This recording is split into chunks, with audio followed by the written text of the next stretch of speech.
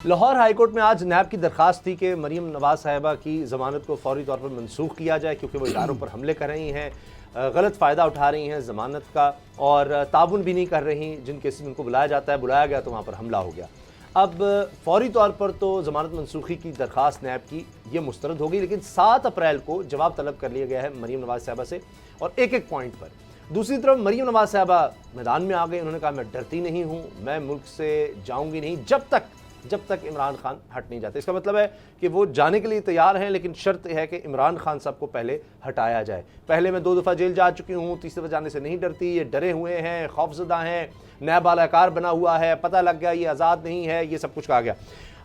असद खरल साहब, आप तो इन मामलों को बड़ी अच्छी तरह समझते हैं नैब के। ये क्या हुआ है कि इस तरह के बयानात, मियाँ जवेद लतीफ़ का होना, इसके साथ नवाज शरीफ साहब के जो बयानात लंदन से आ रहे हैं, वो तो सरियन आइन में लिखा हुआ है कि आप तज़हीक नहीं कर सकते इदारों की, वो सब कुछ है, लेकिन आप उनको कौन पकड़ेगा? आगे चले, मेरा आइन में बहुत सारा लिखा है, उसके ऊपर टाइम ज़ाया नहीं करना। आइन तो एक दूसरा किताब बनी, दस्तावेज मजाक उड़ रहा है सर। उसी पर मुल्क खड़ा होता है सर, उसी पर कौम खड़ी होती है, उसी पर रियासत खड़ी होती है। दुखाया उसामा साहब, जिस तरह की मैं कह इस आइन जो है ना, ये किताब, और जिस तरह मैं क्या इसके बारे में कहूँ, ये एक मजाक बन गया। इसमें इनके शिकों सर, ये हमारा मुआहिदा है भाईजान, ये सिक्कों को खत्म करें, खुदा के लिए हाथ जोड़ता है, इन सिक्कों को निकाल दें। आप जो बेतुकरी आइन की होती है, सबज किताब की, ये आइन पाकिस्तान की मजाक बन गया। जिसका दिल करता है उठता है, जो मर्जी गालियां निकालनी शुरू कर देता है। कोई कहता है मुल्क तोड़ दूंगा, मैं टुकड़े कर दूंगा, मैं यार मुल्क है ये बना, मतलब इस मुल्क की कोई रिट नहीं है।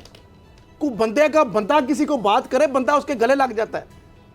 एक मुल्क का रियासत है, एक बंदा ललकार रहा है, खाना जंगी, मियां जदीद ने कहा खाना जंगी, उन्होंने कहा मशरकी पाकिस्तान के मतलब 2 टुकड़े। उन्होंने वाज़ेह पाकिस्तान को धमकी दी है कि अगर मरियम को कुछ किया तो हम मशरकी पाकिस्तान वाली चीज दोहराएंगे। हाँ जी, पाकिस्तान मुर्दाबाद की बात, पाकिस्तान। अच्छा, मुझे ये बताएं, ये कौन बात करता था? ये अल्ताफ हुसैन करता था, आज नवाज शरीफ कर रहा है। नवाज शरीफ के पैरोकार, उनके जो कड़चे चमचम जो भी हैं, उनको मैं क्या कहूँगा, सियासी हवारी दरबारी जो भी हैं। अब मुझे ये बताएं उसामा साहब, जिस रियासत के अंदर, मुल्क के अंदर एक बैठ के एक बंदे को क्या ये आज़ादियाँ हैं? जब freedom of expression 19 article 19A और पैमरा चीज़ें, हथके इज़्ज़त, डेफामेशन, आईने पाकिस्तान, छोटी सी बात कर दे, पैमरा बुला लेगा, फलां कर लेगा, जनाब आपने ये किया। एक बंदा बबांगे दोहल वो बात करता है, वो कहता है, यानी वो कहता है मैं मुल्क तोड़ दूंगा। इस वही का है ना, मतलब क्या है डोगर साहब?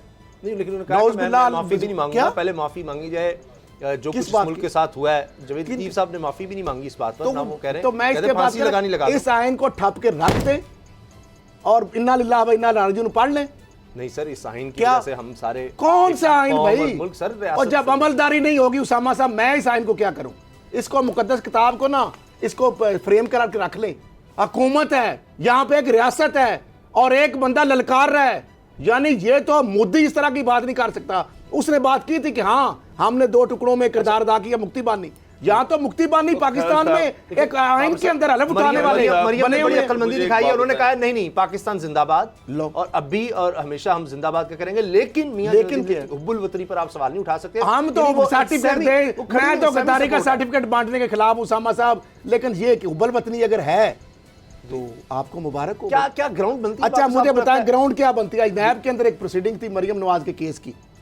अब डोगर साहब, अब समझ, पहले बाबर साहब की बात थोड़ा सा इस पे भी समझे, क्योंकि लीगली आप ज्यादा चीजों को समझते हैं। लेकिन बाबर साहब, ये ग्राउंड आपके ख्याल से बनती है? हुब्बुल वतनी पे कोई सवाल नहीं जी मियां साहब, आप हुब्बुल वतन पैट्रिक का मैं सर्टिफिकेट देता हूं। आप मुहिब्बे वतन पाकिस्तानी है, मरियम साहब ने चूंकि कहा है इसलिए हम मानते हैं। और आईने पाकिस्तान और सारे लोग जो गूंगे बहरे अंधे हैं, सोमन बुकुम ओमजुन फामुजर लर्जे हूं। मैं तो उसामा साहब, मैं जावेद लतीफ़ साहब जो हैं, इन्होंने जब सियासत शुरू की उस वक्त इनके पास कितने एसेट थे? इनके पास डोगर साहब वो छोटी बातें हैं, छोड़ दें उसको। इधर यहाँ माफिया राज कर रहा है, शेखुपुरा शहर का डॉन है। जितना बड़ा कब्जा ग्रुप जावेद लतीफ है, इससे बड़ा कब्जा ग्रुप वहां पर कोई नहीं है। हजारों बैठे हुए शेखुपुरा आप जाएं, आपको बच्चा बताएगा कि इसने क्या लूटमार की है। मैं हैरान हूँ, इसको कोई हाथ डालने वाले नहीं है।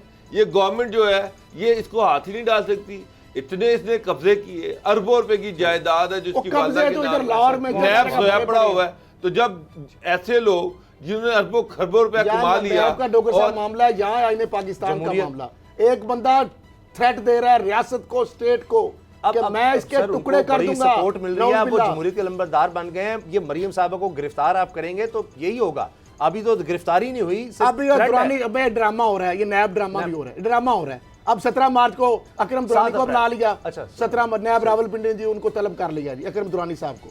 ये मजाक बना हुआ है। उसामा साहब, मरियम साहबा को दूसरी तीसरी दफा कहती मुझे गिरफ्तार। मुझे ये बताएं उसामा साहब, मुझे डोगर साहब, आप पूरी कौम से खुदा रहा और कितने करोड़ अरब और खर्च करोगे, कितने रुपए निकाले आपने खुदा के लिए यार?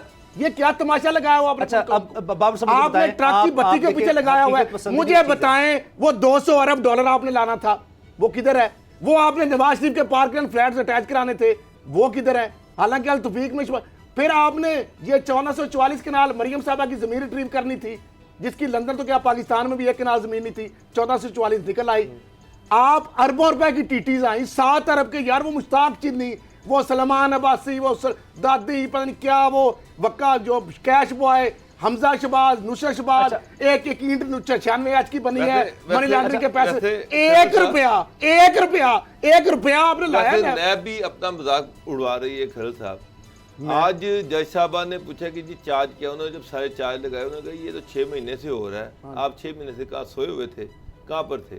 मगर आप 6 महीने के बाद यहाँ पर आ गए। जब दिल करता है आप ऑन कर लेते हैं, ऑफ कर लेते हैं। मैं वही तो कोर्ट पूछ रही है। ये मसला कि वो तो उसमें तो चार्ज जो है वो पहले दिन से है कि वो दारों के खिलाफ ये कथा कुछ कर रही है। तो आगे से जवाब देता, आगे से जवाब देता जो इलेक्शन लड़ रही थी, वो ये कर रही थी, वो कर रही थी। इसका मतलब है जिस बंदे ने डाकू लूट मार करनी है, इलेक्शन लड़ ले तो वो पवित्र हो गया, सैनन में चला जाए, पवित्र हो गया। अब सियासी नैब अपना मजाक खुद उड़वा रहा है। आज बना अगला सुन ले, अगली अंदर कोर्ट के अंदर क्या हुआ, इनसाइड सुन ले स्टोरी। कहानी कहां, मोल कहां कहां बैठे हुए हैं। चौधरी खलीको सुमान साहब है जी डिप्टी प्रोसिक्यूटर जनरल, और एक है प्रोसिक्यूटर जनाब वहां पे सैयद फैसल, स्पेशल प्रोसिक्यूटर जो है सैयद फैसल रजा बुखारी। जब ये दलाल दे रहे थे तो मुदाखलत करने पर इज़हार बर्मी करते हुए जो जस्टिस साहब सरदार सरफराज डोगर साहब और सरबराही में 2 रुकनी बेंचों की डीबी होती है नैब के केसेस में, कि आपके हाँ जी कि आपके सीनियर प्रोसिक्यूटर यानी deputy prosecutor general Chaudhry Khaliquz Zaman अगर अदालत में मौजूद है तो वही दलाल देंगे। आपको पता है क्या हो रहा है? यहाँ पे नैब ने डिप्टी प्रोसिक्यूटर जनरल को किया हुआ पैरालाइज, यहाँ पे दूसरा, अब यहाँ पे नैब के अंदर बाबा आदम ही निराला हुआ है। कोर्ट को कहना पड़ा है कि भाई थोड़ा ठहर के कोड़ा बनो, जरा बड़े हो नहीं तुसी जे। अब होता क्या है कि यहाँ पे एक और हायरार्की है नैब के अंदर। सूरत हाल क्या है कि सीनियर जूनियर बना हुआ है, जूनियर सीनियर बना हुआ है, और जो बंदा थोड़ा सा रड़कता है उससे फाइल बाईपास कर ली जाती है और कोई पूछने वाला नहीं है। अच्छा, मुझे एक बात पीजीए के लिए ऑर्डिनेंस आ जाता है, एक बंदे के लिए, फर्देबाद के लिए ऑर्डिनेंस आ जाते हैं।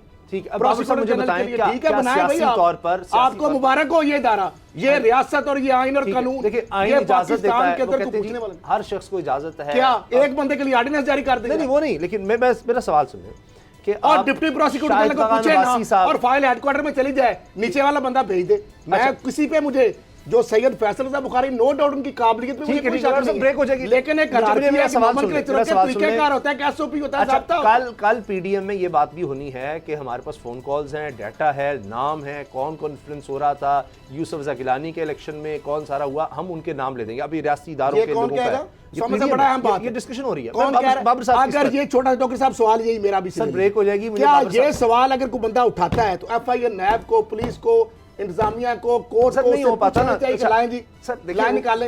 क्या बार-बार नाम रियासत को ब्लैकमेल, एक पहले वो इनकी बात कर रहे थे। मैं खलील साहब से इस पे बिल्कुल एग्री करता हूं। यार एक बंदा कह रहा है, अगर आप उसको पकड़ के बरामद करें, इदारों पे अगर आप इस तरह के इल्जाम लगाते हैं, ये बड़े सीरियस इल्जाम हैं। आप उससे जब तक बरामद नहीं वो कर लेंगे, उस वक्त तक उसकी जान नहीं छोड़नी चाहिए। फिर आपको ये साबित करना पड़ेगा, आपको स्ट्रॉन्ग एविडेंसेस देने पड़ेंगे। ये मजाक बन गया कि ना जिसका दिल करता है मुंह उठाता है और आगे रियासती इदारों के खिलाफ बयान देके चला जाता है। सब्सक्राइब करें और बेल दबाएं ताकि कोई खबर रह न जाए।